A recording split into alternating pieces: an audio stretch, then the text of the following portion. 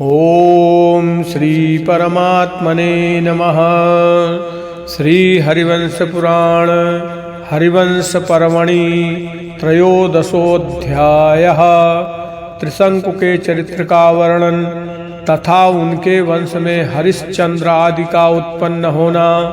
वैशंपायन जी कहते हैं, राजन, विश्वामित्र जी के प्रति श्रद्धा भक्ति, उनके असहाय कुटुंब के प्रति दया भाव तथा अपनी की हुई प्रतिज्ञा से प्रेरित हो सत्यव्रत विनय पूर्वक विश्वामित्र जी की स्त्री का पालन करने लगा।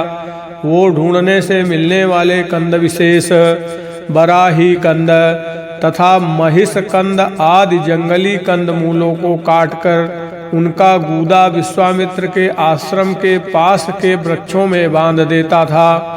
पिता राजा के वन चले जाने पर 12 वर्षों के लिए वो चुपचाप किसी को विदित न हो इस प्रकार व्रत करने लगा। इधर पुरोहिताई और यजमानी के संबंध के कारण मुनि वशिष्ठ अयोध्या की, राज्य की और रनिवास की रक्षा करने लगे।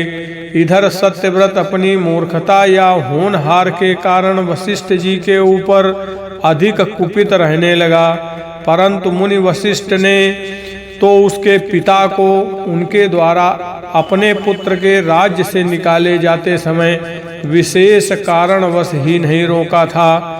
पाणि ग्रहण अर्थात विवाह के मंत्र सप्तपदी के पूर्ण होने पर पूर्ण हुए माने जाते हैं। इसके पहले स्त्री में कन्यात्व ही रहता है।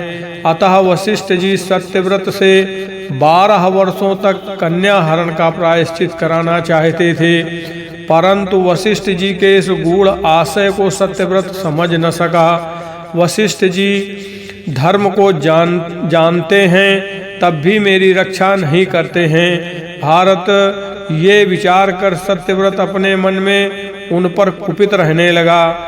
भगवान वशिष्ठ जी ने तो गुण बुद्धि से ऐसा किया था, परंतु सत्यव्रत उनके इस गुप्त अभियान को समझ न सका।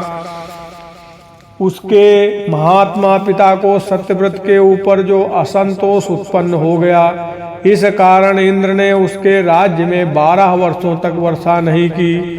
तात यदि सत्यव्रत भूतल पर कठिनता से पूर्ण होने वाली इस दीक्षा को पूर्ण कर लेगा तो इसके कुल का उद्धार हो जाएगा। यह विचार कर भगवान वशिष्ठ ने उसके पिता द्वारा त्यागे गए सत्यव्रत को नहीं रोका था। उनका विचार था कि प्रायश्चित के अनंतर इसके पुत्र को ही मैं राज्य पर अभिषिक्त कर दूंगा। राजन, बलवान सत्यव्रत ने भी चुपचाप दीक्षा लेकर 12 वर्ष तक इस महाव्रत को धारण किया। एक समय कंदमूल के गूदे के न रहने पर उस राजकुमार की दृष्टि सब कामनाओं को पूर्ण करने वाली महात्मा वशिष्ठ की दुधार गौ के ऊपर पड़ी।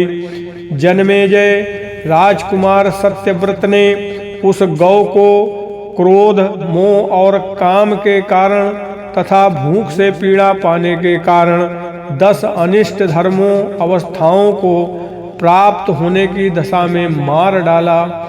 उस मांस को उसने विश्वामित्र के पुत्रों को खिलाया और अपने आप भी खाया।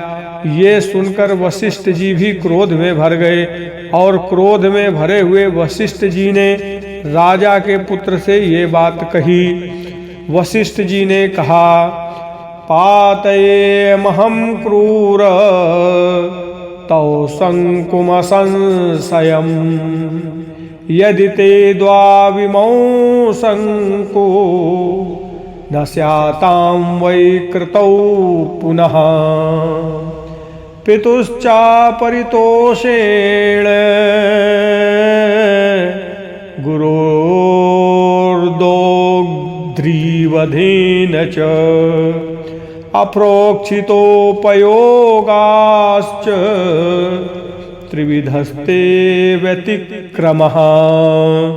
क्रूर, यदि तुझमें फिर किए हुए ये 2 संकु पाप न होते तो मैं तेरे प्रथम संकु पाप को अवश्य नष्ट कर देता।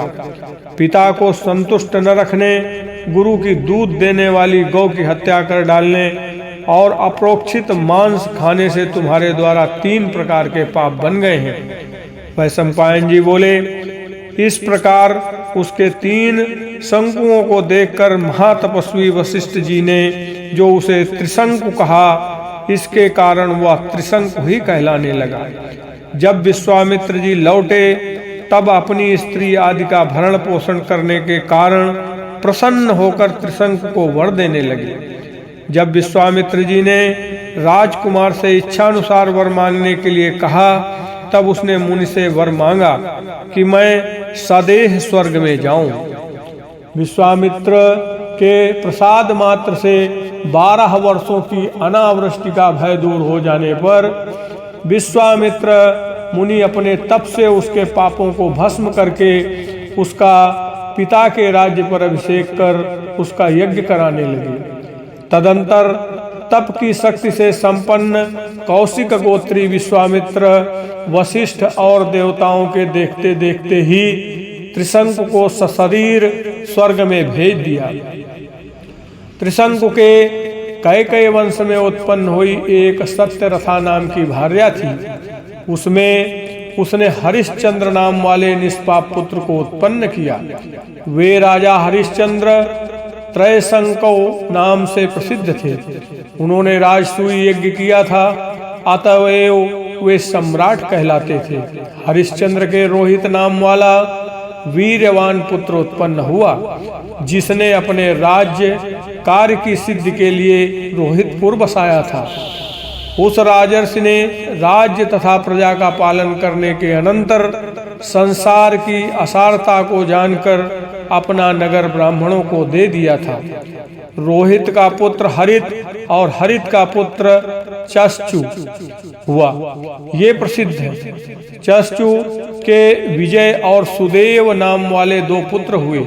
उस विजय ने संपूर्ण क्षत्रियों को जीत लिया था, इसलिए वो विजय कहलाता था। उसके राजकार्य, धर्म कार्य और आर्थिक विषयों में चतुर रुरुक नाम वाला पुत्र हुआ। रुरुक का पुत्र व्रक हुआ और व्रक के बाहु नाम वाला पुत्र उत्पन्न हुआ।